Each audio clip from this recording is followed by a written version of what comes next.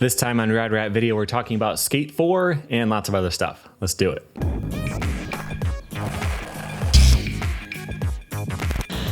Welcome back to Rad Rat Video, a channel where you can learn new things about skateboarding, or where I'll answer your questions on this series, Ask Rad Rat. You can go to radratvideo.com and submit your question there, or do it through Patreon, where I will definitely answer it one way or another.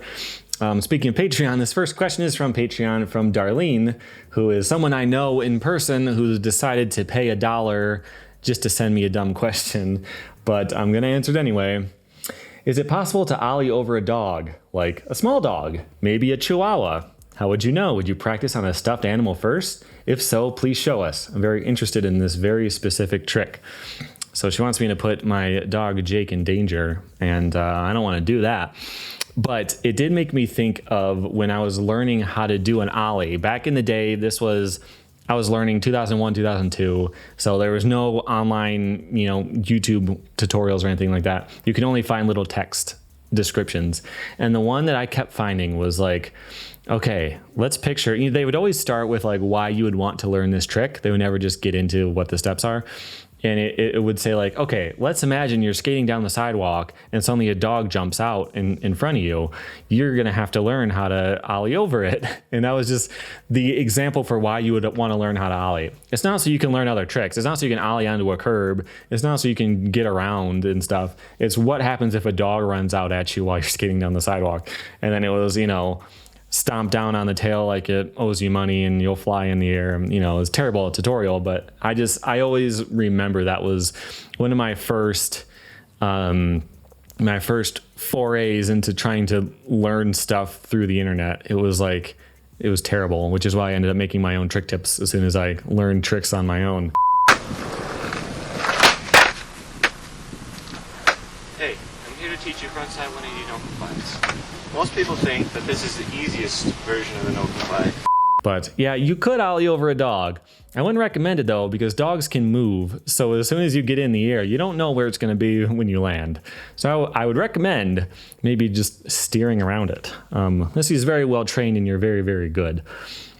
Okay, next question is from Fluffhead93.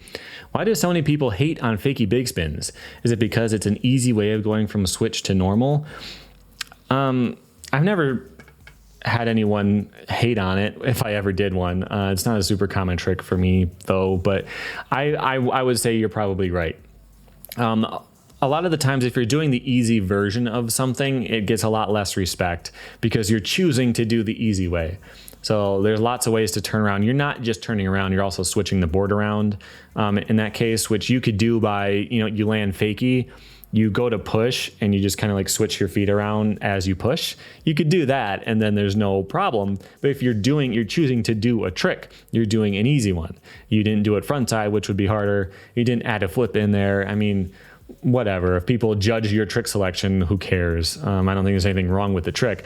But it's just kind of one of those things. Like if you're going to do a nose slide or a crooked grind, it's a lot easier to do it to fakie. Or somewhat easier to do it to fakie, because you're sliding along, you slide until the nose stops, and then you just follow through and you kind of drop off the end. To land it back to forward, you're sliding and you slide a little bit quicker and come off that way. It's a little bit harder, but not much. And you'll never see a pro do a nose slide to fakie. You'll rarely ever see a nose slide at all, actually. But you're never going to see the easy version of it. And like if you were to do a pivot on a ramp, unless it's like a full vert half pipe, you'll almost never see a pivot back to normal. You'll always see it to fakie because it's a weird choice to choose to do the easy version of it.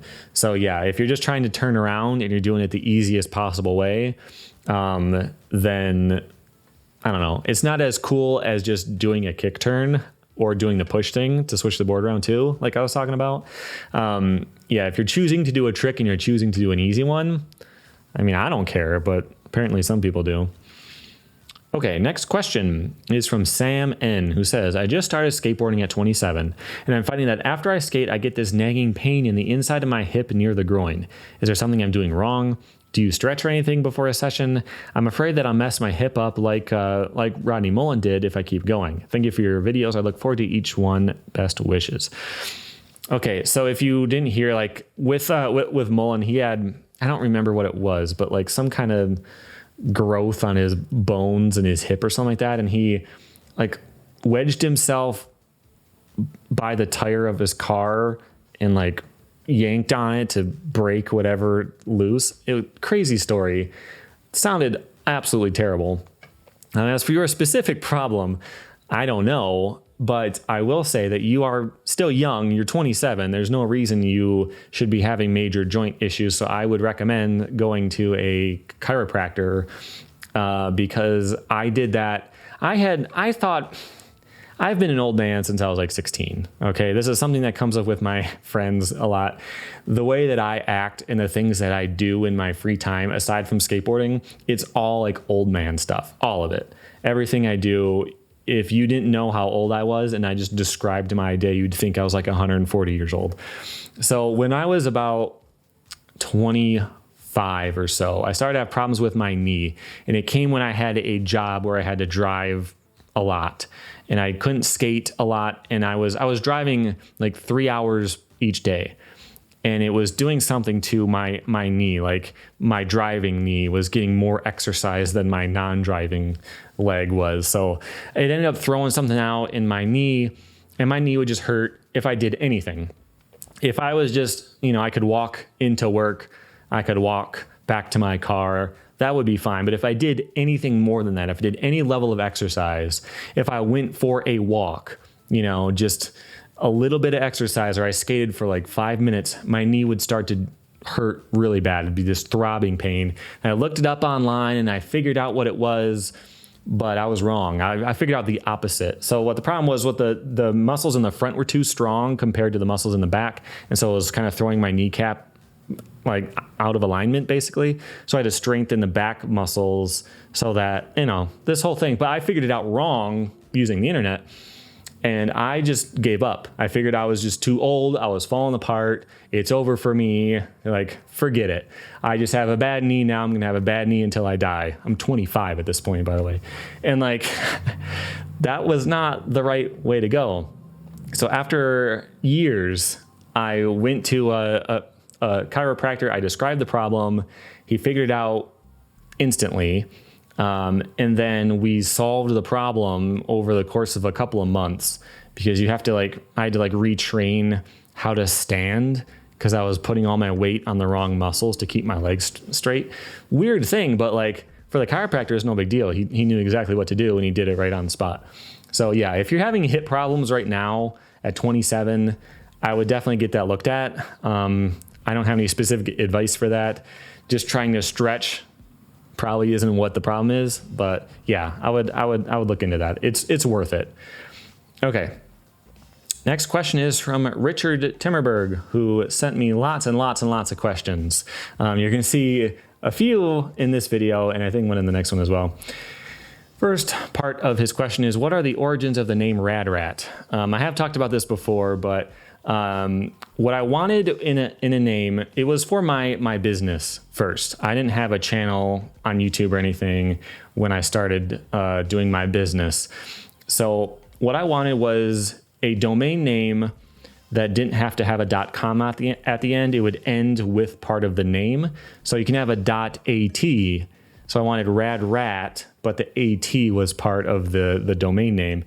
And like, as cool as of an idea as that was, the fact that I would have to describe like what you actually type in Rad Rat, but then put the dot between the R and the A, and like, it makes it not very useful. So the site for my YouTube channel is radratvideo.com.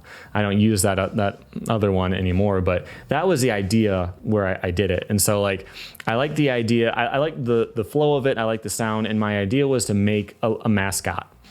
Again, this is like a company mascot. It was going to be like, why you need me to build you a new site.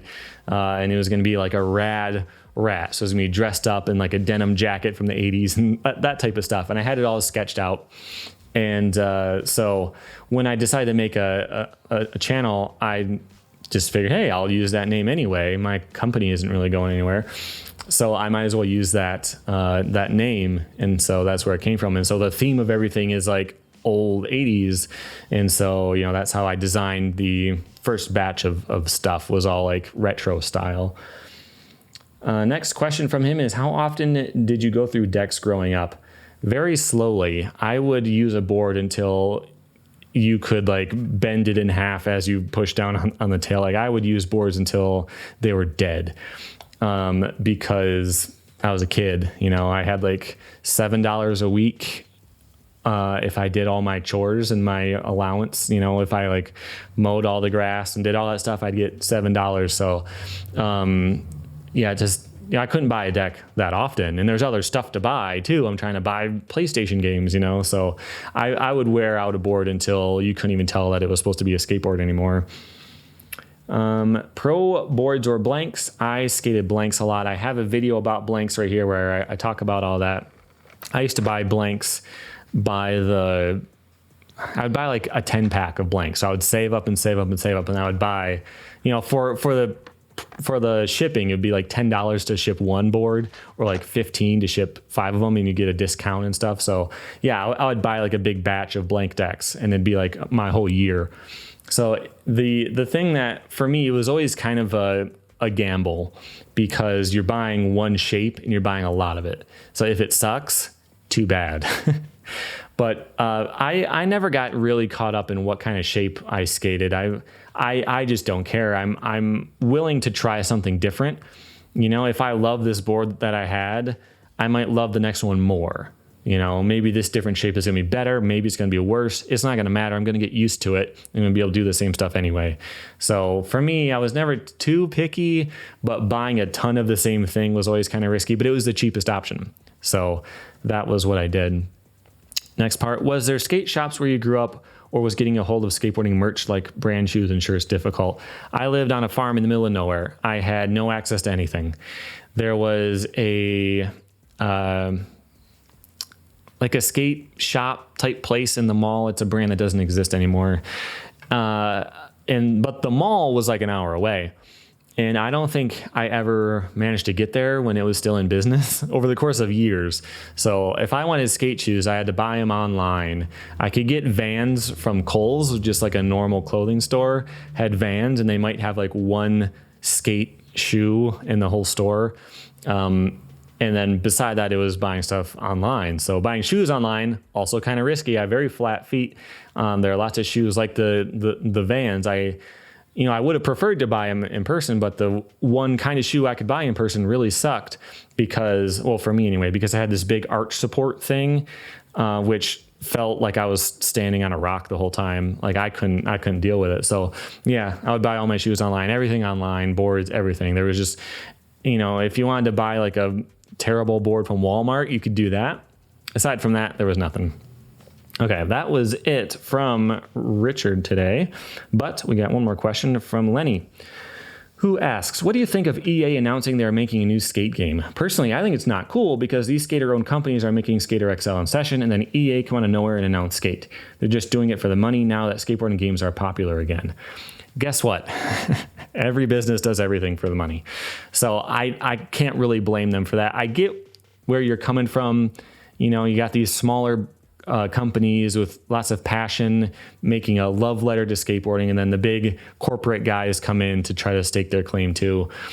If they kept it secret and then released it at the same time to take out Skater XL, then that would have sucked. But they didn't. They just announced it. They announced that they started working on it. That game's not going to come out for probably 2 years if I had to guess. But I'm really excited about it because I do like the small teams and the indie stuff, but Skate just has so much going on. So if you played Skate 3 recently, because they turned the server back on, apparently it was a mistake, like someone physically turned on the server somewhere that was just sitting there, and it brought back all of the online stuff. So you can do that now. You can play online with your friends, and you can upload stuff to the Skate reel and all that. And I played that a lot right before Skater XL came out, and I switched over, but there's so much to do in that game. The only reason I stopped playing it 10 years later is because I've skated literally every obstacle in the entire game until I couldn't deal with it anymore. You can download stuff that other people uploaded, although in Skate, the frame rate is in half when you download a level. I don't know why. But so like there's so much more you can do in that game. from all the online stuff to like creating your own skater and your own stuff and your own parks. And one thing you could do in Skate that you can't do in Skater XL is you can grab a bench and slide it over here, and you can drop stuff from the sky and put a quarter pipe over there if you want to. You can do all this kind of stuff. None of that is in Skater XL. So as much as I like that game, a new Skate is going to be really a big deal for me. I'm going to love it, I'm sure, because it's got all of that stuff. It's got all that AAA level attention to detail. So I was playing Skater XL recently, and it had this line in the school where I do a trick and I land in the bank, and then I come down and I grind a bench. And I'm going so fast that when I land off the bench, I would normally hit the second bench. So I was trying to land slightly at an angle so I would land and like turn. But what I would have loved to do is move that bench out of the way, push it down a little bit, or just get it off of the pavement so that I would have a clear landing, and I just couldn't do it. So I ended up getting the line. I might be able to pull the footage. I'll show it if I did, but like it would have been so much nicer if I could have just done that. In Skate, you're going to be able to do that, no problem. So if all they did was make Skate 3 again, but with a new city, I'd be happy. I'm sure they won't. I'm sure they'll add to it. I'm sure the graphics are going to be a lot better, obviously. But yeah, like I'm really excited for Skate 4. I know it's EA and it's all that. I get it, but I can't not be excited about it. So I'm definitely looking forward to that. Again, it's probably a couple of years out, so I'm not going to get, when a trailer comes out, I'm going to be excited. But as of right now, it's just far distant thing, but I'm sure it's going to be good. So that's it for this time. If you got questions, go to radratvideo.com and submit them on the homepage. You can also go to Patreon and sponsor me there, and you can submit a question that way as well. And that's it for now. I will see you next time. Thanks for watching.